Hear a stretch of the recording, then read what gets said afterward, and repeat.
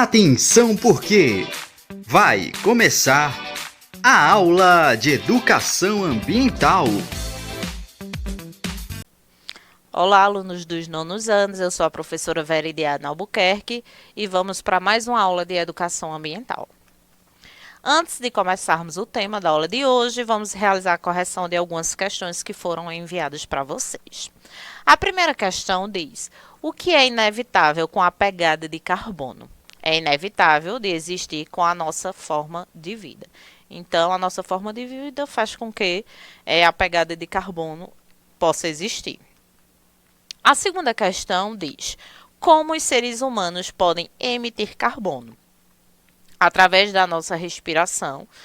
Quando a gente expira, a gente está ali liberando carbono.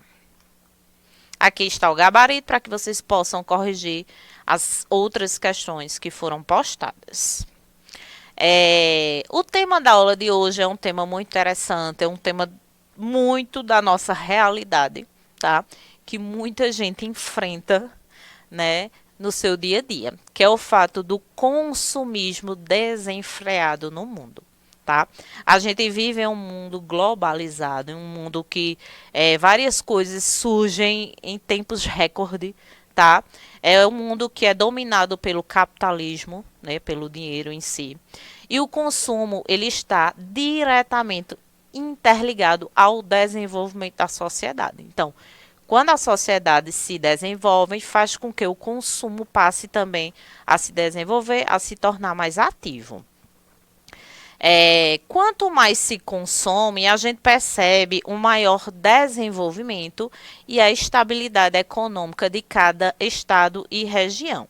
Então, se é produzido, querem que ocorra também o consumo daqueles produtos. Para os pesquisadores, o consumo desenfreado é reflexo das diversas crises econômicas que o mundo já enfrentou e vem enfrentando. Então, existe essa junção aí do consumo relacionado a crises econômicas que o mundo já vem passando. Vários estudos apontam que a sociedade atual ela reconhece o consumo como se fosse sinônimo de felicidade e de bem-estar, e até mesmo de prestígio e de status. Então, quando a gente fala sobre o consumismo, a gente percebe que muitas pessoas, ao consumirem cada vez mais, têm esse sentimento de felicidade, de bem-estar e também de prestígios em relação aos status, né? Que outras pessoas possam ver ali que você tem vários itens, né, coisas novas, então isso gera um consumismo desenfreado. O problema é que há uma relação estreita e forte entre o consumismo e o meio ambiente. Então, quando a gente vai parar para analisar o consumismo e o meio ambiente, eles não andam, vamos dizer, na mesma linha, tá? Então, ocorrem problemas em relação a esse consumismo que faz com que o meio ambiente ele seja prejudicado muitas vezes. Então, para atender à demanda da produção e do consumo, é necessário a retirada de matérias-primas da natureza, fabricar e transportar materiais, fazer grande uso de energia elétrica, de água e de outros itens. Então, quando a gente fala de consumismo, a gente tem que ter o produto para ser consumido. E para esse produto ele possa ser fabricado, é necessário mexer no meio ambiente, com o fato de retirar matérias-primas da natureza, fabricar, transportar, então vem o uso aí de combustíveis, vem o uso aí da energia elétrica. Então, quanto mais se consome, mais se produz, e isso faz com que danifique também o meio ambiente. Tudo isso, né, todas essas ações gera a emissão de gases poluentes, a degradação do meio ambiente e a devastação ambiental. Então, a poluição em geral. E, consequência disso, a destruição dos ecossistemas. Então, quando se produz, quanto mais se produz, a gente percebe que se não tiver cuidados, né, a gente vai perceber que o meio ambiente ele vai estar sendo sempre afetado de maneira, infelizmente, negativa. Essa relação entre consumo e sustentabilidade vai além da etapa de produção. Então, a gente percebe que desde o início, né, da retirada dos recursos naturais, de todo o processo que o objeto passa até que ele seja produzido.